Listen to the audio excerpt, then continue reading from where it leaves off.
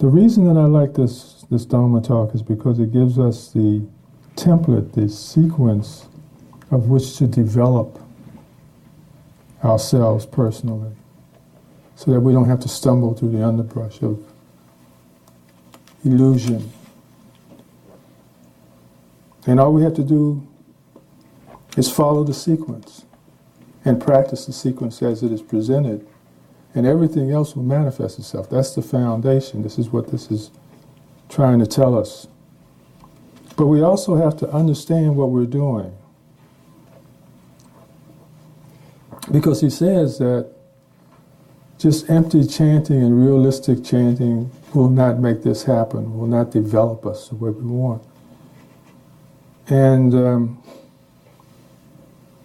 so, what is impermanence to you? When I ask you what is impermanence, what comes to your mind? What about impermanence do you think about? Change occurs all the time. Things change all the time, okay? Nothing lasts forever. Okay. Bob? Yes? Everything about this existence is a cycle. Things arise and they subside. Nothing lasts forever. Okay. Jim? What immediately came to my mind is some deaths I've experienced recently. I went with the change, and then I went back to concepts: birth, aging, sickness, death. Okay. Not a death. Okay. That this is not stable. All right. Forever evolving. Okay. All of the above. All right. Shifting. Shifting, okay. Scylla? All of the above. Okay. Suffering. All right. Each moment. Okay. Non-attachment. Okay. The fact of impermanence and the urgency to practice. Okay. Cycle of life and death. All right. All that arises falls away. Okay. Ever changing. All right. Continuously changing. All right. The seasons of life and the seasons of nature. Okay. Life. Life. All right. Everything changes, nothing remains the same. Okay. He tells us that there's a reason why impermanence is first on the list of right view. Because the understanding of impermanence will develop our sense of urgency and commitment to our practice so that we don't put it off until next Wednesday. Now, let's talk about some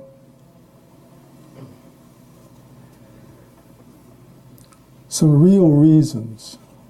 What does this really inform us of? What does it make us think about? Now, of course, we all agree that impermanence implies and presents change, that nothing remains the same, that everything evolves and revolves and dissolves. But what does this have to do with the wall or the price of tea in China? Why should this information urge us to be diligent and earnest and forthright and committed to our practice? What do you think about when we talk about rebirth linking? Death and life and death and life. What do you think about that? What comes to your mind when you just consider that?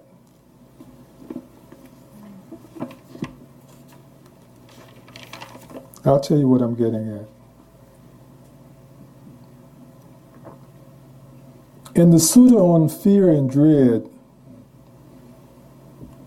the Buddha explained his experience in the fourth jhana, where you can see your past lives.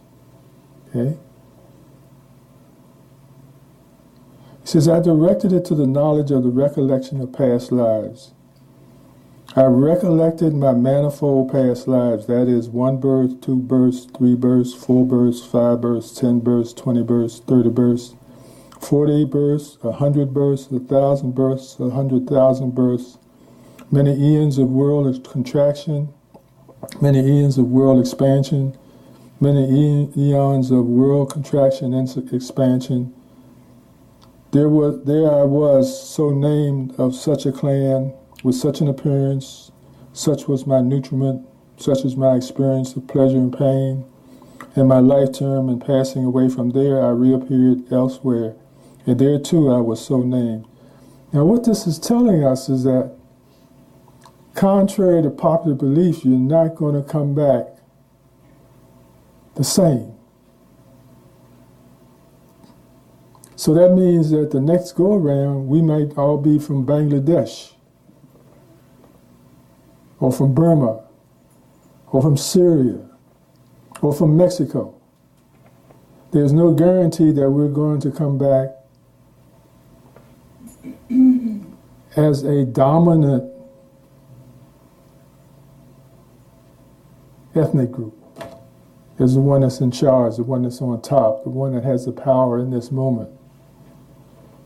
You don't know.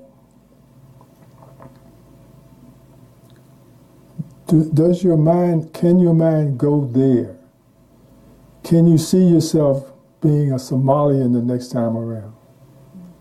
And what that means, the suffering that means. Now, the idea and the truth is that no matter what clan we're born to, associated with, we're going to suffer because of the generic inherent concepts or principles of impermanence. We're going to age, we're going to lose our friends, we're going to lose our parents. But what it also informs us of is that if everyone at some point in this whole cyclic experience was our father, everyone at some point was our mother, everyone at some point was our children, then there's no longer any distinction that can be arrived or derived from the apparent differences in this cycle of events. So we look at ourselves and we say, okay, I'm Caucasian, I'm American, I'm Negroid, I'm black, I'm African, I'm Syrian, I'm Cambodian. But what we do know through the experiments and the exploitation of genetic science, that's what I'm looking for, that when they evaluate or when they research on a person's origination, there's a whole mixture of things in there. You know, you see people on TV that say, well, you know, I thought I was 37% European and I found out that I'm 90% Mexican, you know, that kind of thing. But what that informs us of is our conglomerate mix of identities, history, life experiences. That all of those things are a piece of who I used to be or will become in the future.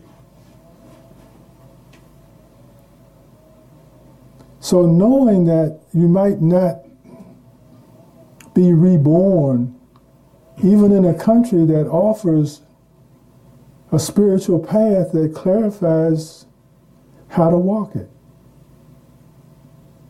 You know, we're here. We are a living example of the surprises that await us if we do not get off of the cycle, if we do not renounce and get off of the cycle of life and death.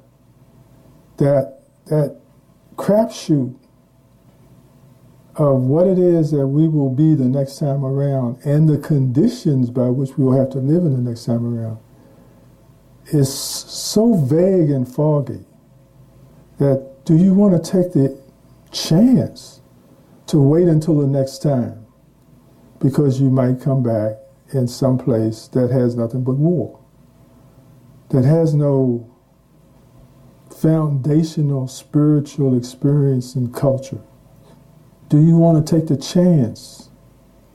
Do you want to roll the craps to hope that the next time around you will also be born a white American where Buddhism and other religions are offered?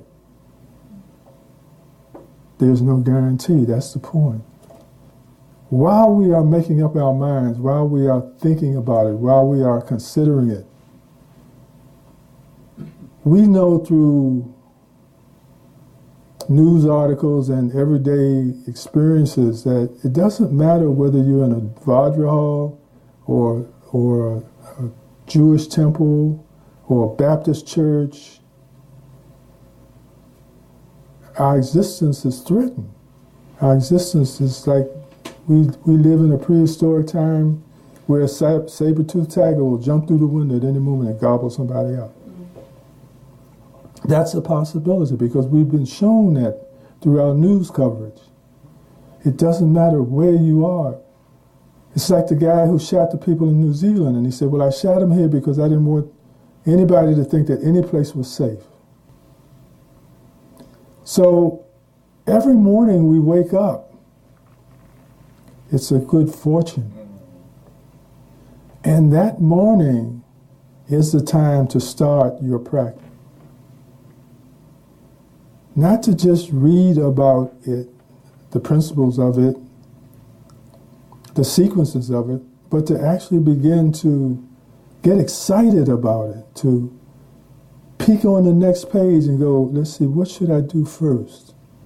And start to engage in that process before somebody says, okay, ready, go.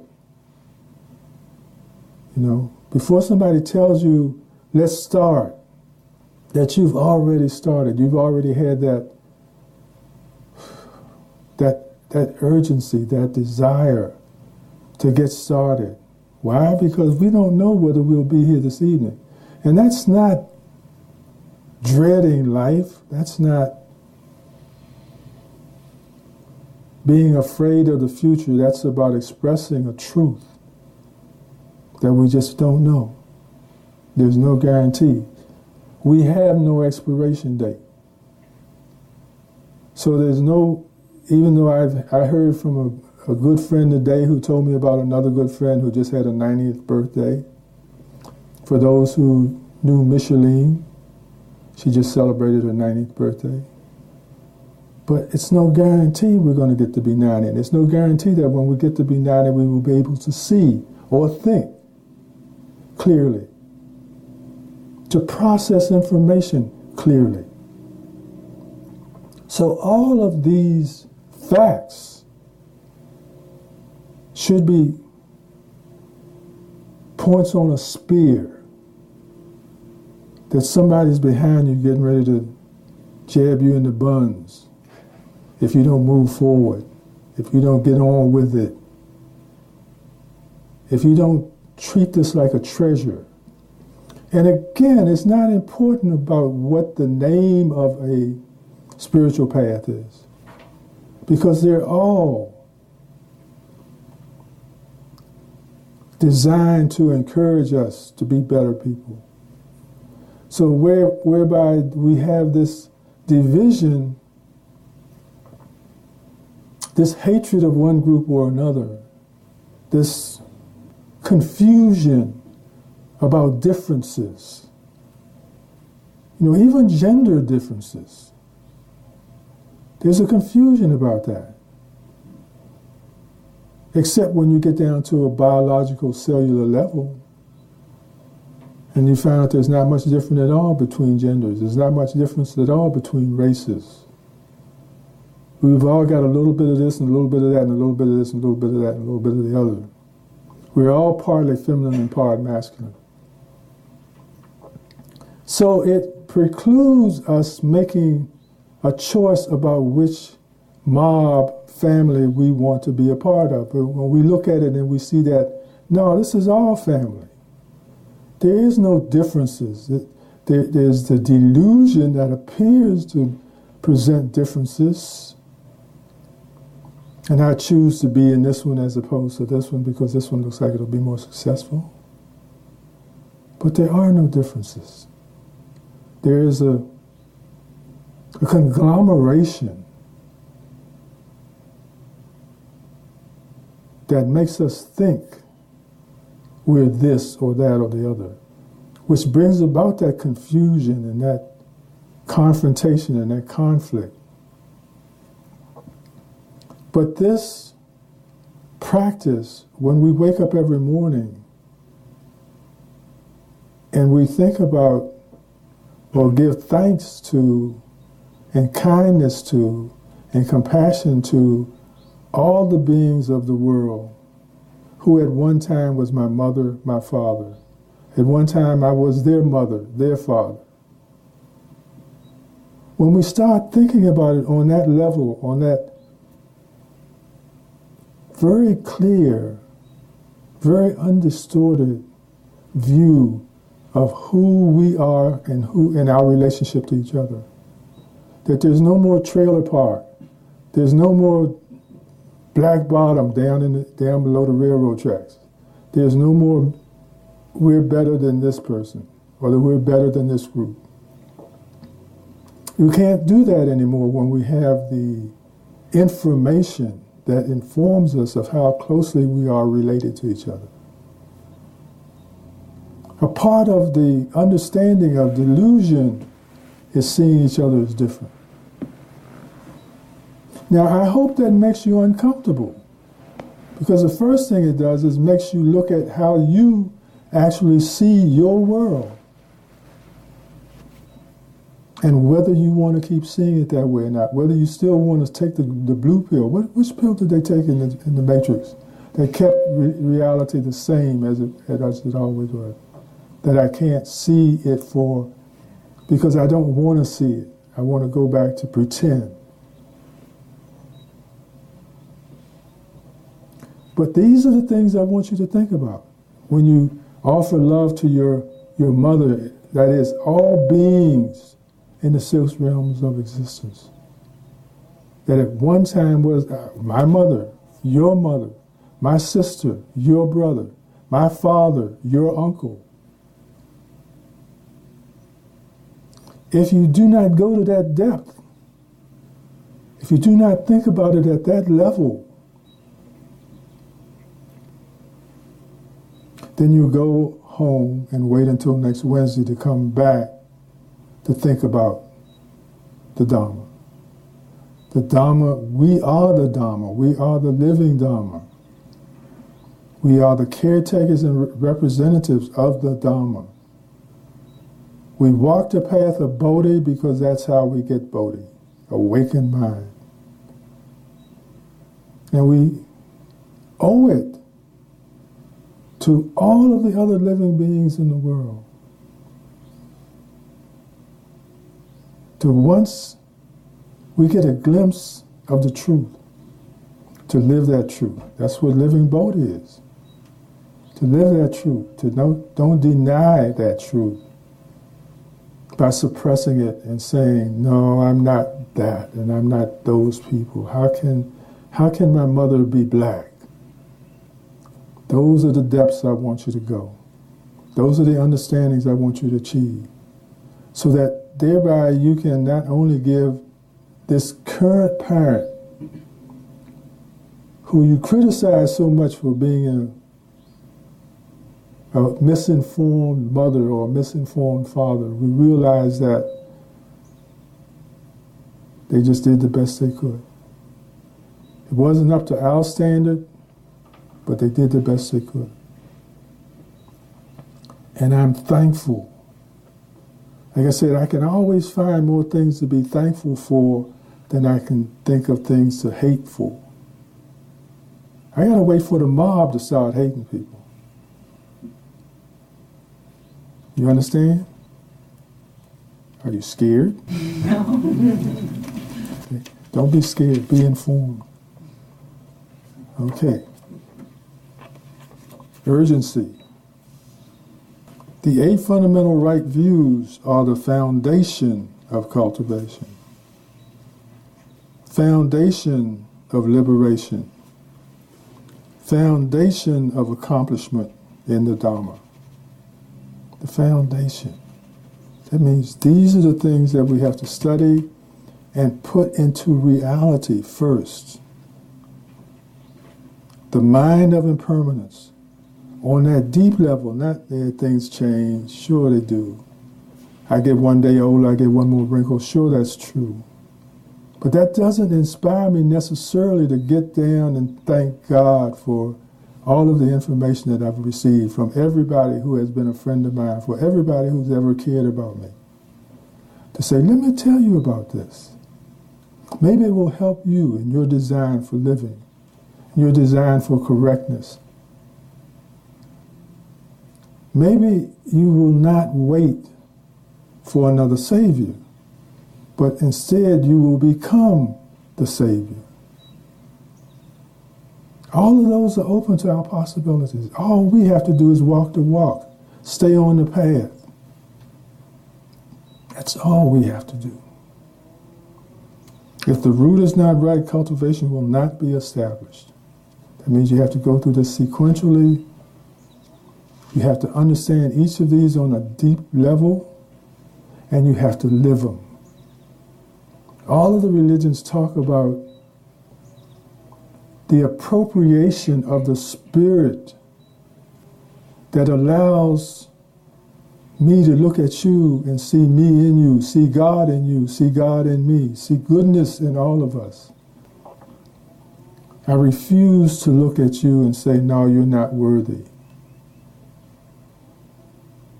That you hate. Well, I understand why you hate, because you're confused. How can you hate your father and your mother? We do, but how is that possible? If no more than the fact that they provided the vessel for you to be here, for you to grow. Stop hating people. A mind of firm belief, the belief that you are holy, that you are different. Not because you're different in a sense, genetically you're different. No, it's that you're different because you have developed enough to see the truth and how to live the truth. And your responsibility to everyone else who's underdeveloped or undeveloped, who's still in the darkness, a part of the commitment is in walking the path of Bodhi, of developing bodhicitta, the awakened mind, the awakened heart, so that you begin to understand your responsibility of showing other people how to walk this day, how to walk in compassion and kindness and love on this day, because this might be the last day for us or for them. We don't know. Urgency. Urgency. So who has not yet determined to leave the cycle of reincarnation? Has anybody thought about that yet? Has anybody thought about making that commitment? Or are you just reading a book?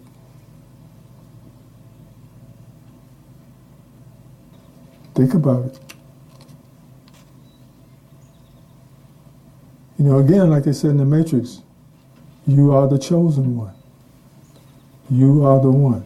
You are the one. You are the one. You are the one.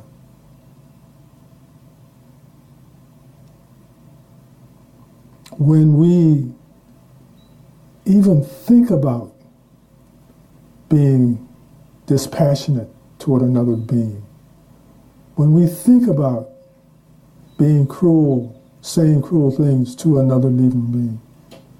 We should be reminded of what our grandmothers used to say to us, you know better. See, you know, we're always influenced by what the other person does or says or doesn't do or doesn't say, which dictates how we respond and relate to the other person. But we've got to remember that the other person does not have the information about life and relationship that we do. The responsibility that we have because we've been given that information. Why are we all sitting here together? We all come from all parts of the United States and all parts of the world even. How did we all wind up in this little Vajra hall? Blessed. Special. We're gifted.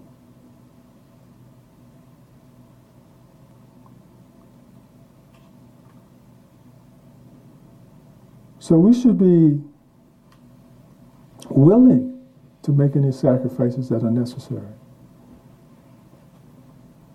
To bring love to the world, to bring kindness to the world, to bring compassion to the world. And we should take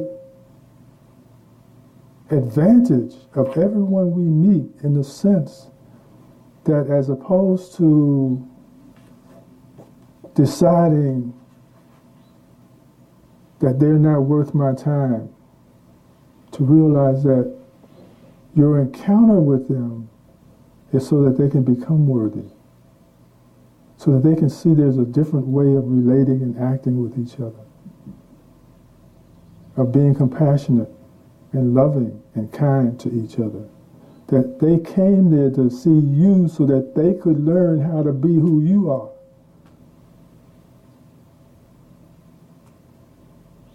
Like I said, don't wait for the Savior. Don't wait for the enlightened one. Be the enlightened one. Be the one that saves. Be the one that rescues. We see on the news or on commercials about dogs being rescued and animals being rescued and people aren't rescued. They don't rescue people.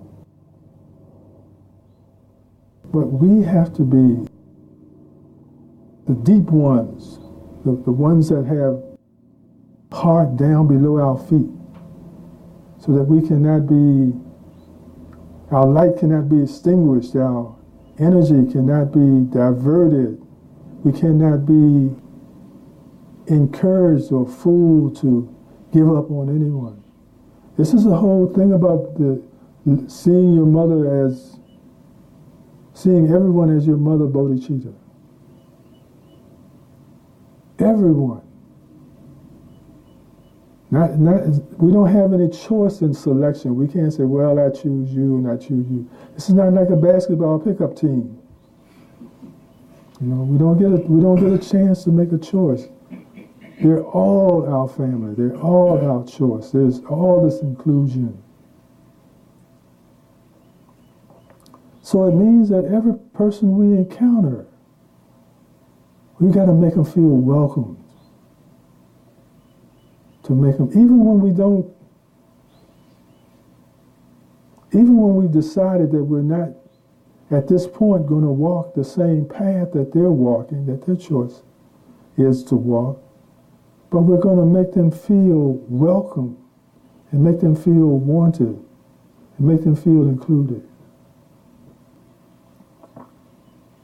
So precepts, the seventh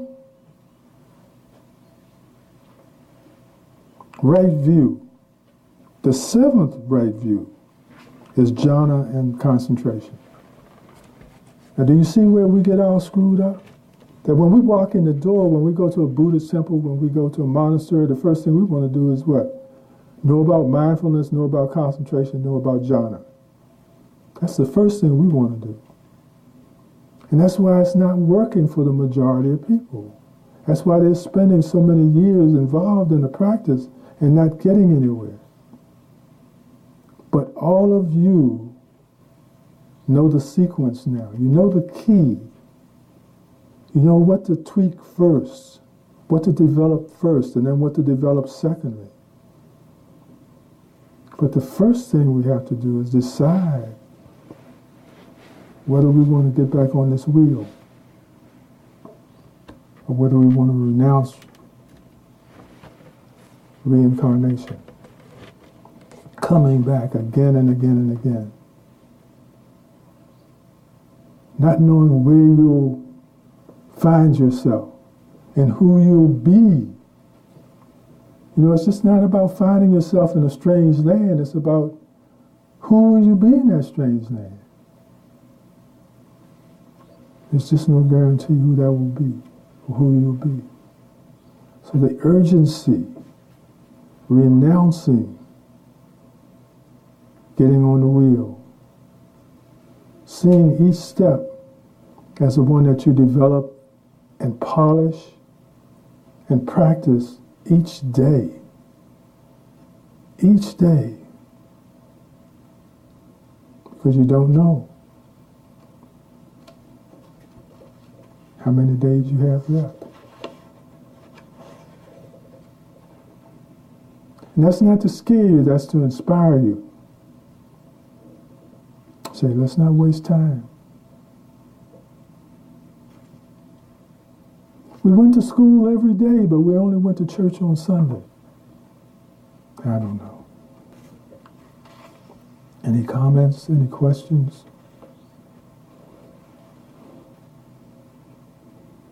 Just approaching how to practice, I haven't been much of a contemplative practitioner in the past. And so trying to make some of this part of my daily meditation. And so today I chose Impermanence, one of the right views, as a focus for contemplation in my session this morning, and also as part of my walk this morning. I considered that. So, should I pick one each session, one each day? Should I stay on one until I have a realization of some kind? And that's only the 8 right views. Should I be contemplating those, or is it the 2 sets of 7 branches will inform the 8 right views just by practicing those? I guess, are we going to cover that? We have, I guess, 2 more weeks after this. Are we going to cover what to do from a practice perspective? Yes.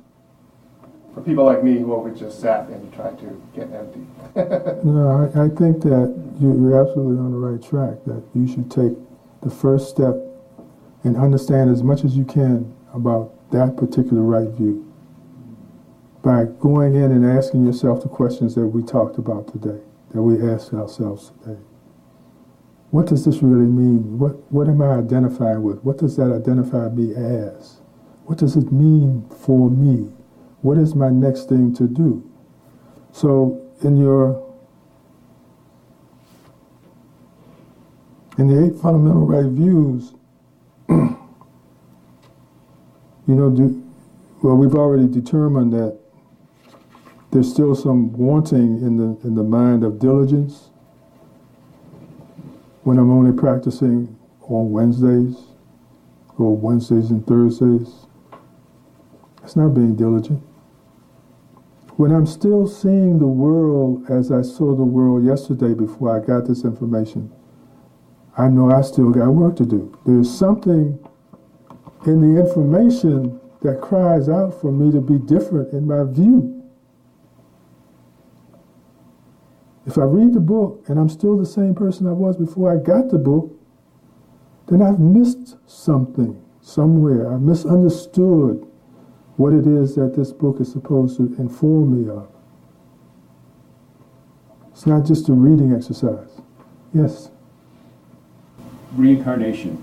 So when the Buddha taught, that was a different form of reincarnation, though was widely held as true in the culture. I personally don't have a belief in, conscious continuing rebirth, linked rebirth.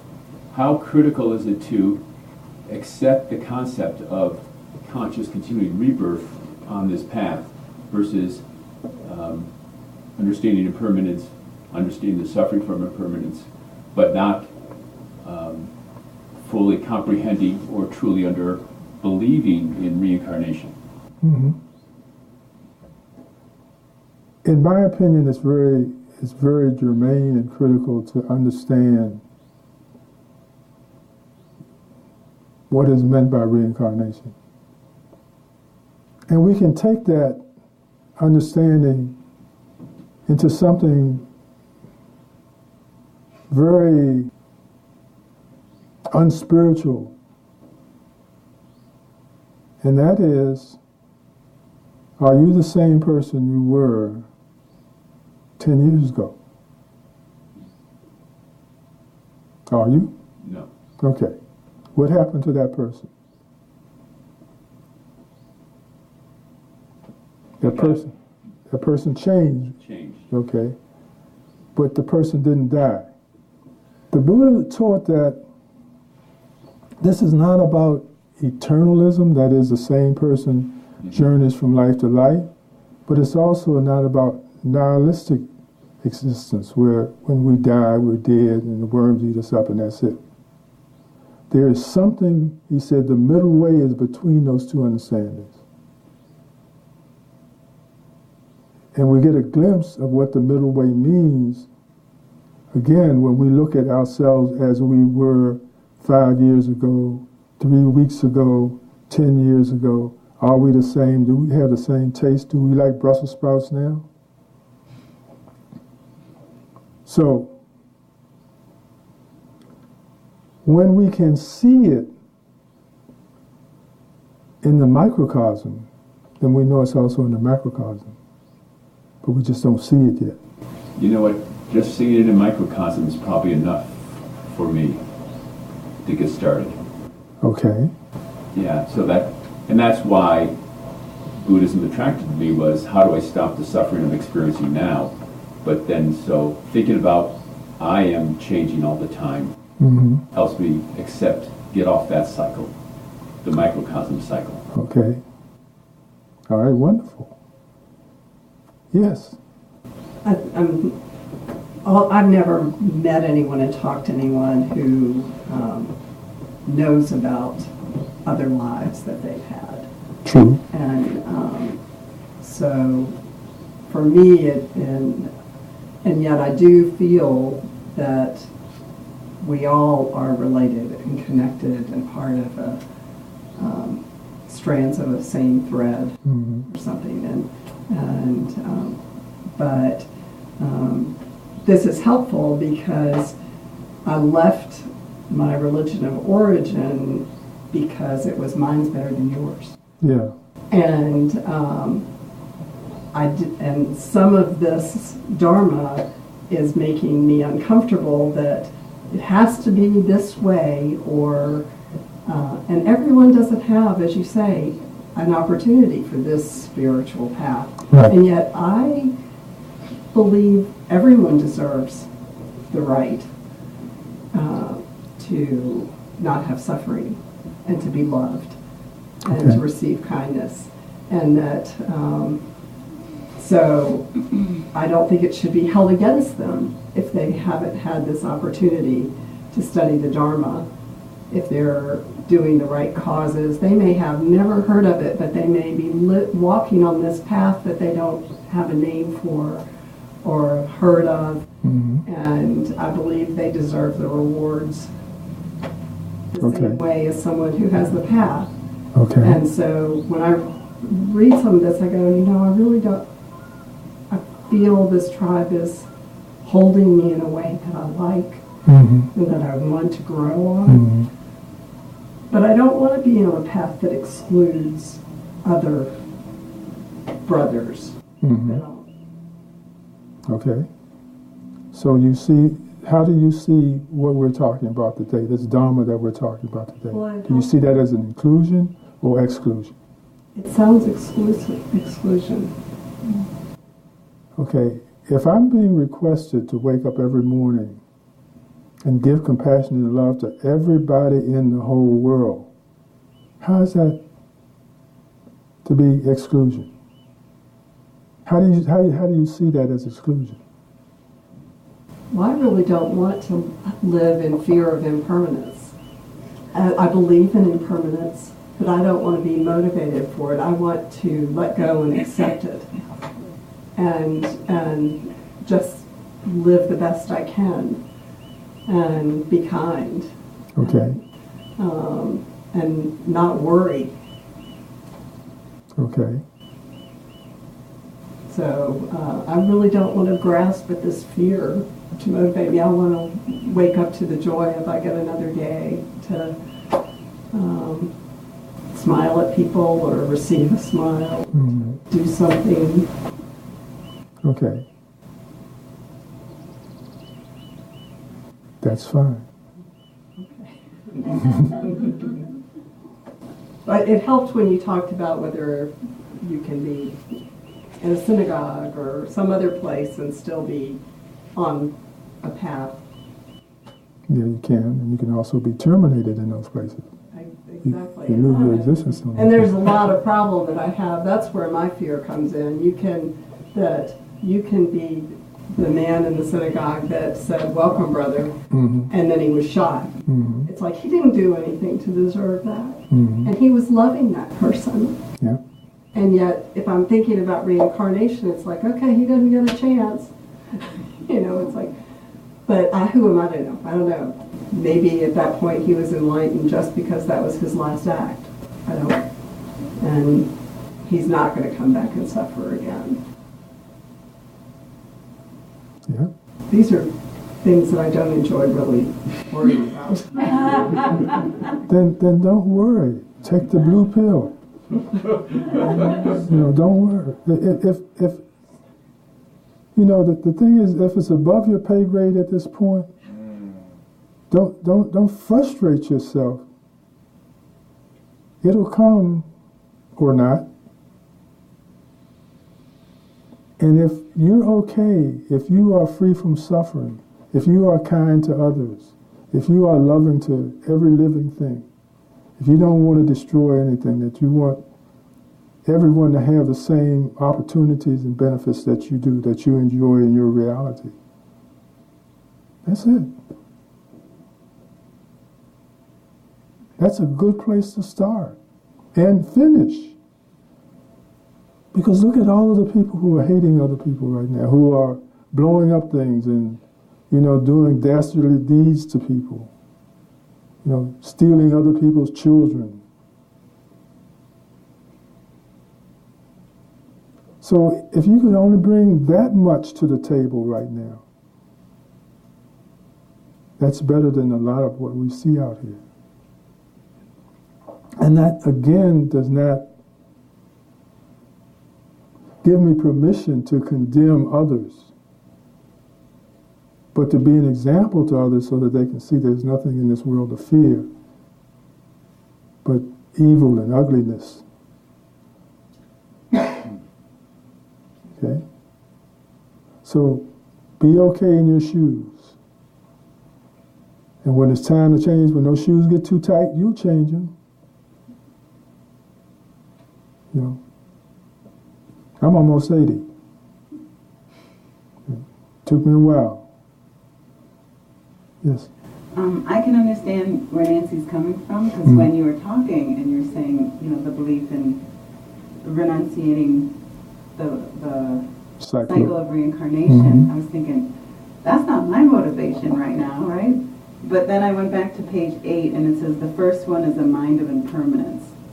And I've realized all the work that I've done in the last 10 months is surrounding that. Is letting go of the expectations, trying to let go of the beliefs and opinions and views that cause me and others suffering. And my only goal right now is harmlessness and not to cause further suffering from this moment going forward. And I don't even need to worry about the reincarnation right now, because that's only where I am at this time, and that's totally okay. So I can understand where you're coming from. I don't need to worry about it. It will come naturally if it would, if that happens, if that realization happens. If today you're different than you were yesterday, haven't you been reincarnated? Yes. There's birth and death arising all the time. All the time. All the time. With everything. Elsie and I talk about that. Like thoughts, whatever, desires, constantly. Okay, so when you have a mind of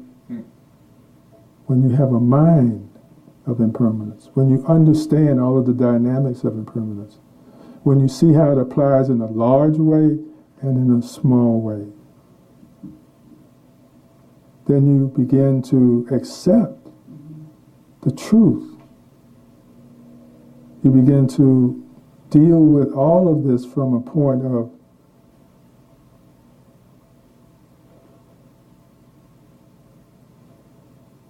ultimate truth and reality, not relative truth and reality. You begin to see it in the grain of sand. You begin to see it in every breath you take. You begin to see it in everything you do with everyone else that's involved. It isn't separate. It isn't dessert. Okay? But it is, the fear is not, again, it's not that trembling fear. It's that urgency that there are, in the sutras, there are places where they talk about the urgency in this dynamic, that you must practice like your head is on fire. If your head was on fire, you'd be, running for a pail of water, doing whatever you had to do to put it out. And it says, do whatever you have to do to stop suffering for yourself and for others. That urgency, that, well, I'm not going to let this go, but I'll change tomorrow, But you'll take this opportunity to change today. This slight, this disrespect, this lie, this aggravated assault came to me so that I could change the way I think about everything right now. When everything is going our way, do we think about change? When we're getting everything we want for Christmas, do we think about changing who we are? No. We have to be jostled a little bit. We have to be pinched. We have to be poked. We have to suffer. Suffer is really the catalyst for making change. That's when we get out of bad relationships, when we've suffered enough. Before that is, well, it's not the best, but, I don't feel like moving, so I'll stay. Here, I don't have to pay rent. If I move, I got to pay rent. All of those things.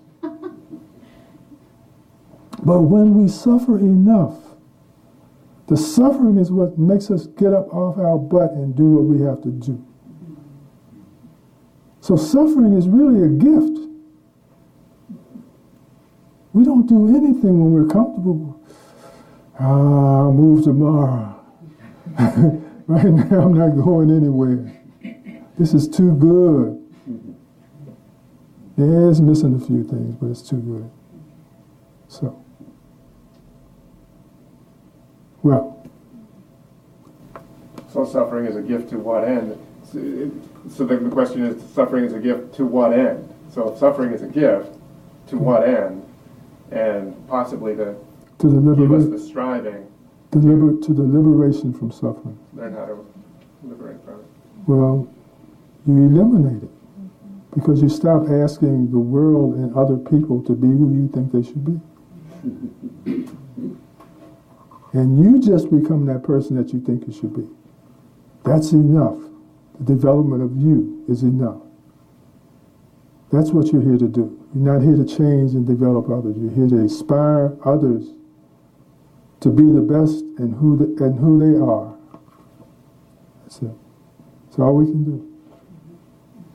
It occurs to me that we tend to view life as coming to us. So we look at karma and things come to us, things manifest in front of us. But in this conversation about reincarnating, in how that can even happen in our lifetime, we're also manifesting to others. Sometimes we just appear to someone else and we're in their life and then they thank us for it, hopefully, right? If there was something good that happened. Wow, where did you come from? I can't even believe you were there. We manifest.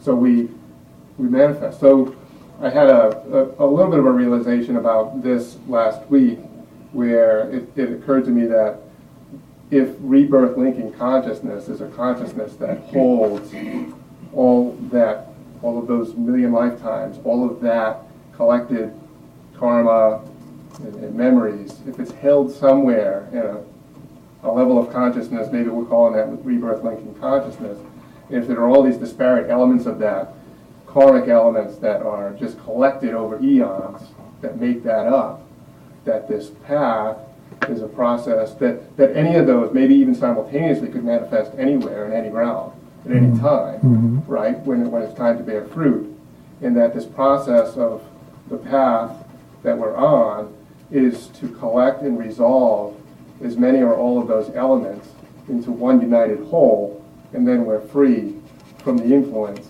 of those elements having to bear fruit. And that's, I guess, nirvana. Well, remember, the truth of the matter is that there is no reality. There is no something going around doing something.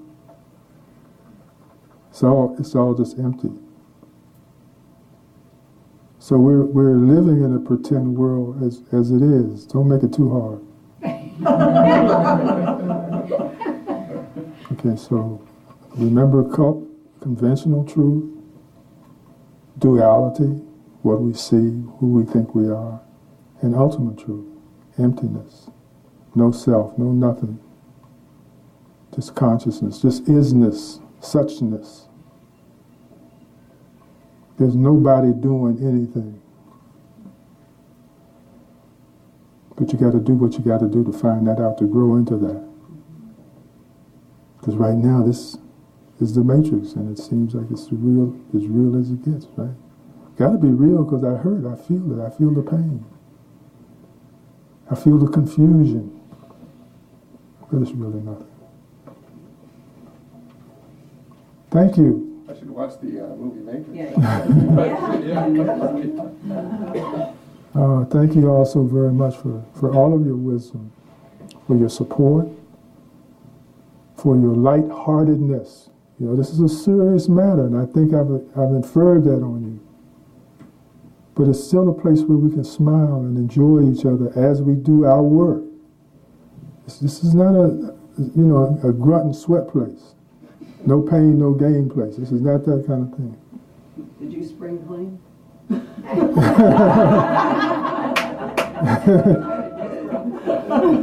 No, but this has its privileges. And actually being almost 80 years old has its privileges. Yeah. So I'm exempted from something. And you got to keep cleaning until you're 80. Okay. All right, fantastic. That means we'll enjoy your company. We'll see you until the end. Again, thank you all so very much for all you do, your support. I echo Amy about thanking everybody for making the retreat a success.